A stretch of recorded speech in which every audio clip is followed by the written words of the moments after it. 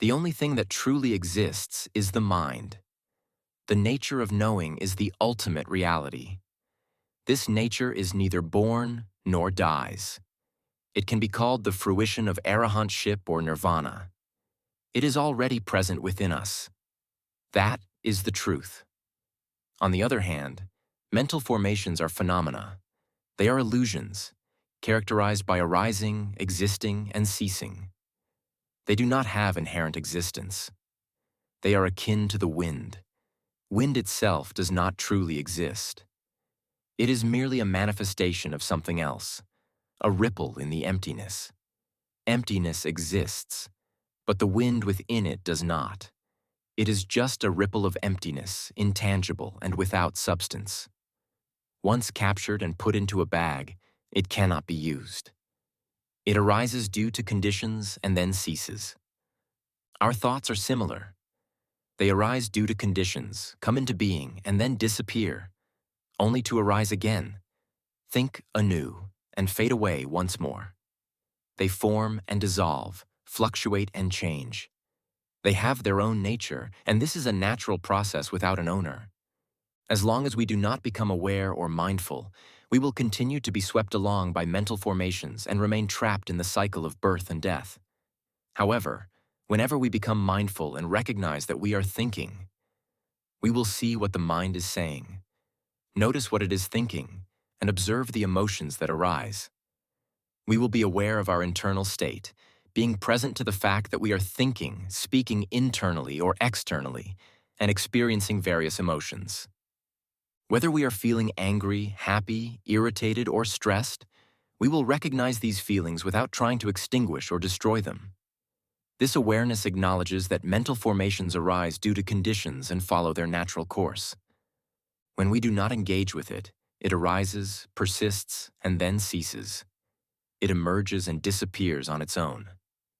Without anyone encouraging it, it will continue to arise, endure, and pass away, according to the principles of impermanence, anicca, suffering, dukkha, and non-self, anatta. When the mind flows with mental formations without awareness, it begins to identify itself with the mind, believing the mind to be the true self. Mental formations create the illusion that the body is ours, and that various experiences such as pleasure, suffering, likes, dislikes, good, bad, and what we consider real are all products of this mistaken attachment of an unaware mind. Attachment to things like houses, cars, land, phones, and everything we consider our possessions creates a sense of reality for these objects, both in the tangible and intangible realms. This leads us to be trapped in the cycle of rebirth, samsara, and unable to escape. Lack of awareness causes us to forget the true nature of things and remain stuck in the cycle of birth and death. Awakening and understanding the nature of mental formations can help us break free from attachment and the cycle of samsara. Being trapped in a maze signifies being caught in complex attachments and thoughts. The deeper we go, the harder it is to find an exit, leading us to believe that we lack the merit to escape this maze. We often rely on seeking blessings from various sources due to a lack of wisdom to exit the maze of attachment on our own. Even with detailed study of Buddhism, our understanding might still be clouded by ignorance and delusion. Without correct teaching on the workings of the mind and deep understanding, escaping the maze remains difficult. Escaping the maze requires detailed instruction and support from teachers and mentors. Inquiries and further discussions are essential to help us understand and break free from attachment and the flow of thoughts. Many people know that spiritual practice involves observing precepts, meditation, and developing wisdom. However, many still struggle with meditation or do not fully understand the precepts. True precepts are not merely about the basic understanding but concern the mind itself. Understanding and practicing the true precepts in meditation requires in-depth learning and careful listening to teachings, as true precepts in meditation are about the workings of the mind, not just what is written in texts. Every time we become aware of and observe our own thoughts and emotions, that is an attainment of morality, eskila, concentration, samadhi, and wisdom, panya, within ourselves. However, explaining this might make it difficult to understand, so I won't go into detail. The content provided has already covered it. What we previously knew might have been ignorance or delusion. We must abandon old knowledge and begin by studying and listening to teachings that focus on observing the mind and developing wisdom. Listen continuously until you understand and become aware of your own mind. During the times when the mind is caught up with mental formations, we will understand that the mind has been attaching to everything as self and personal possession. The way to awaken the mind to see things as they truly are and escape the cycle of birth and death is to separate the mind from mental formations and not let it follow thoughts and emotions. When the mind can detach itself, it will be able to clearly see the workings of mental formations. Typically, the mind tends to follow mental formations, leading it into the pleasures and pains of the cycle of existence. However, when you practice detaching the mind from mental formations, even for a short time, the mind will begin to see the truth of mental formations and understand what is happening more clearly, leading to the knowledge known as wisdom. Panya. The mind will develop wisdom as it observes mental formations. It will see the truth and gradually understand that our happiness and suffering arise from following mental formations. Mental formations tend to fluctuate between pleasure and pain, constantly creating stories. Why is it like this? Why can't it be controlled? Does it inherently possess such characteristics? It is merely an object of awareness. The mind will gain insight and understanding. It will come to recognize these patterns and learn to see the truth, understanding suffering, or what is known as the realization of ultimate truth, Saka. The ultimate truth, Saka, is when the mind begins to see suffering and understands its causes, including the way to extinguish suffering and the practice leading to the cessation of suffering. The mind will start to perceive things as they truly are. However, at first, it may not see that mental formations are suffering because mental formations are constantly fluctuating and fabricating. As the mind starts to recognize this truth, it will understand that mental formations are not inherently harmful or dangerous, but that suffering arises because the mind clings to and is attached to these mental formations. The truth is that every time the mental formations separate and simply observe, that is when ignorance or unknowing fades away. Ignorance is the cause of suffering because without awareness, the mind flows along with mental formations. In reality, mental formations are not at fault. It is the mind that is at fault for not knowing and being swept away by the cycle of samsara, like being caught in a powerful whirlpool. When the mind jumps into the whirlpool of samsara, it gets dragged into both pleasure and suffering according to the current, unable to escape. As the mind becomes wiser and sees the truth more often, it will understand that the whirlpool of samsara does not create pleasure or suffering for anyone. However, if it does not jump into the whirlpool, it cannot affect us. The mind will begin to stop jumping into that whirlpool, which is also known as vatavara, or the cyclic nature of thoughts. Every time we become aware and mindful, we see thoughts and emotions without being swept away by mental formations. When we are aware of these thoughts and emotions, we recognize their arising, presence, and cessation. This is the nature of awareness that clearly separates itself from mental formations. When we think to ourselves, I should buy vegetables from this shop. The vegetables look fresh. At that moment, our mind is experiencing thoughts and feelings. Being aware while thinking and speaking internally means the mind is separating from the stream of mental formations, which usually causes the mind to flow along with emotions and thoughts, such as seeing the vegetables and deciding to buy them. When the mind becomes aware and recognizes that it is thinking or speaking internally, it means that the mind has separated from being lost in thoughts and emotions. And this is when it can see the truth and understand the nature of thoughts and emotions more clearly. For instance, if we think to ourselves that we will buy vegetables from this shop because they look fresh, and we become aware that we are thinking this way, then when we pick up the vegetables and find that they are wilted on the bottom, even though they are fresh on top, we may feel displeased and upset. Can we be aware that we are feeling bad? We start to get angry and dissatisfied. We need to be aware that we are experiencing such emotions, that we are feeling displeased. Even if we do not express it verbally, seeing the old vegetables can immediately trigger an emotional response. Being aware of the emotions that arise is very important. For example, imagine that when we feel bad and either think to ourselves or express out loud, "Missed again," or "I should have checked more carefully," we often have images and mental constructs related to what has happened.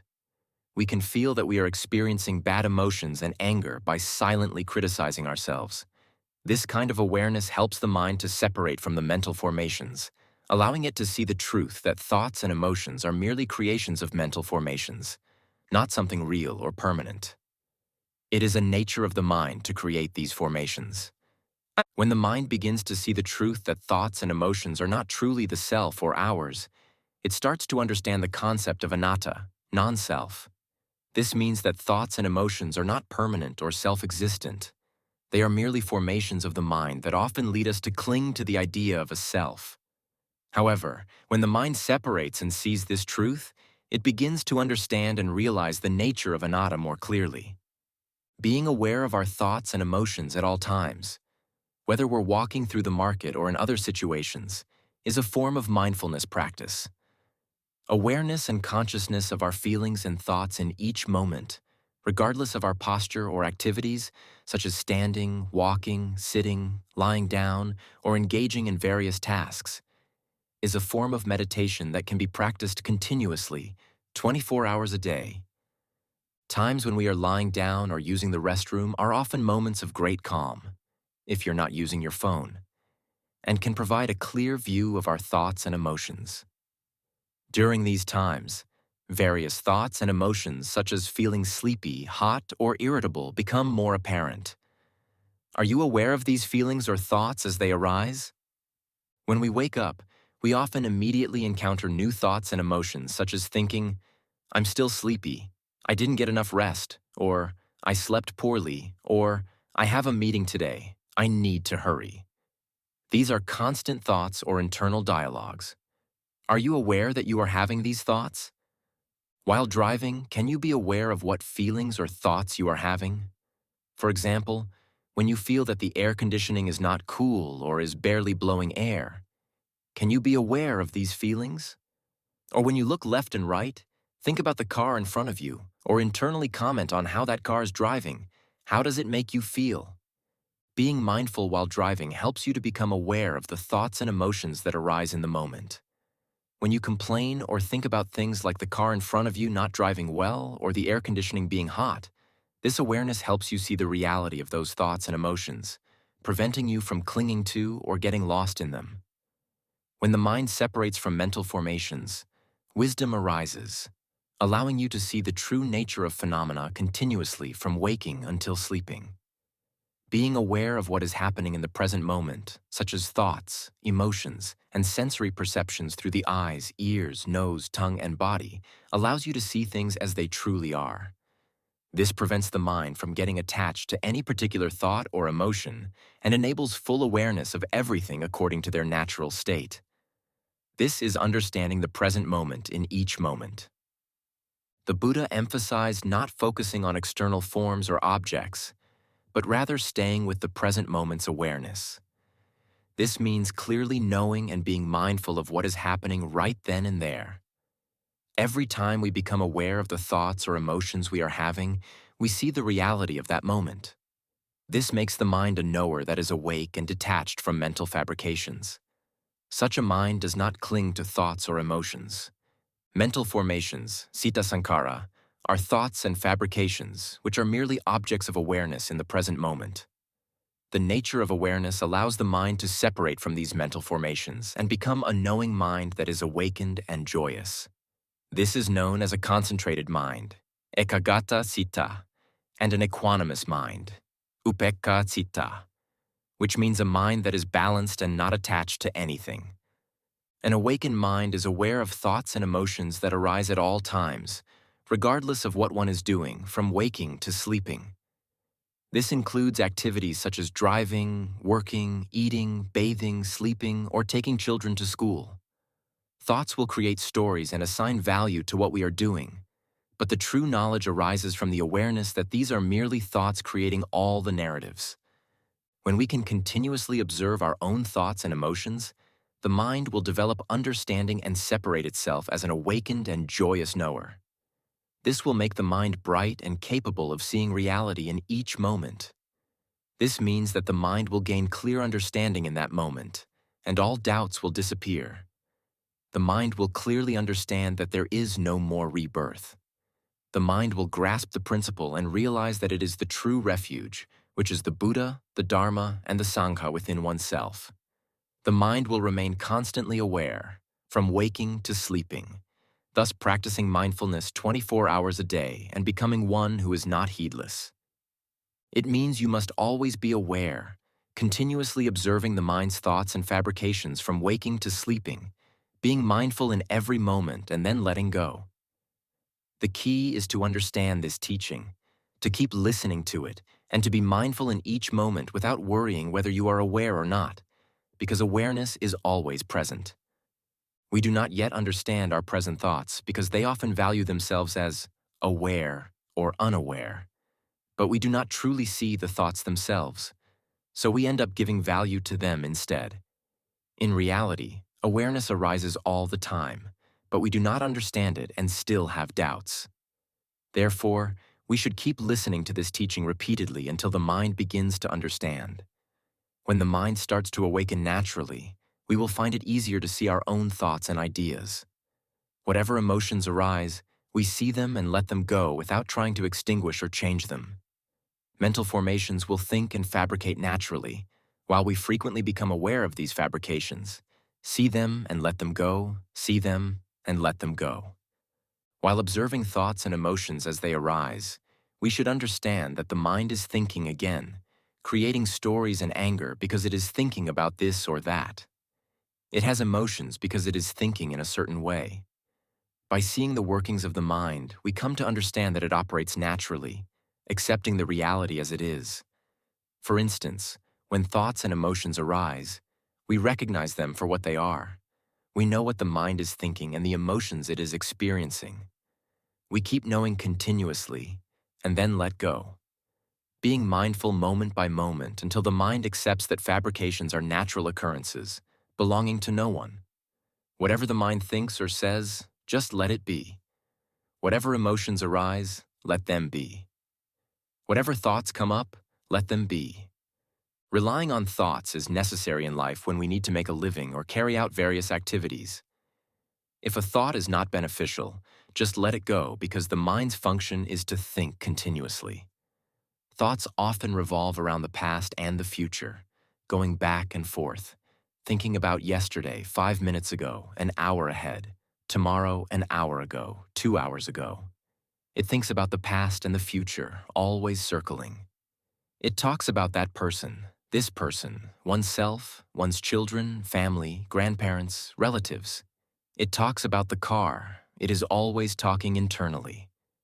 This is mental formation, Citta Sankhara. It speaks, thinks, imagines, and then fabricates emotions, sometimes happy, sometimes unhappy, according to its causes and conditions. In summary, the nature of things arises due to causes and conditions. When these causes and conditions cease, those things will also disappear. If we can continuously observe these emotions and thoughts, we will understand that everything naturally arises and ceases because they result from causes and conditions. When the causes are gone, they end by themselves. This understanding arises easily when we see the changes in our own minds and remain constantly aware, steadfast, and focused on taking care of our own minds. Once we grasp this principle, our initial doubts will vanish, and recurring problems will not arise because we understand that a rising mind means a mind that flows with mental formations unconsciously, which is due to ignorance and delusion. When the mind flows, it clings to what it perceives as real. However, if we understand that when the mind flows, we become aware of its flow and can let go, this is called wisdom, an awakened and intelligent mind. When we become aware and mindful of our own thoughts and emotions consistently and let go in that moment, we will enter a state similar to a temporary nirvana. a moment where the mind is free from the cycle of birth and death for a brief period. During this time, the mind accumulates knowledge and understanding continuously, or what is called wisdom, gradually until full comprehension and complete cessation of doubt occur.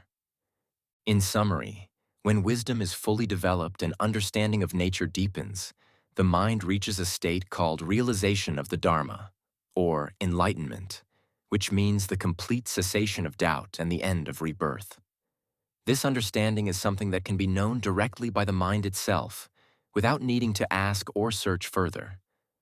Just as we know we are full after eating, we will clearly know that the mind will no longer be reborn, and that it truly understands the essence of the Dharma.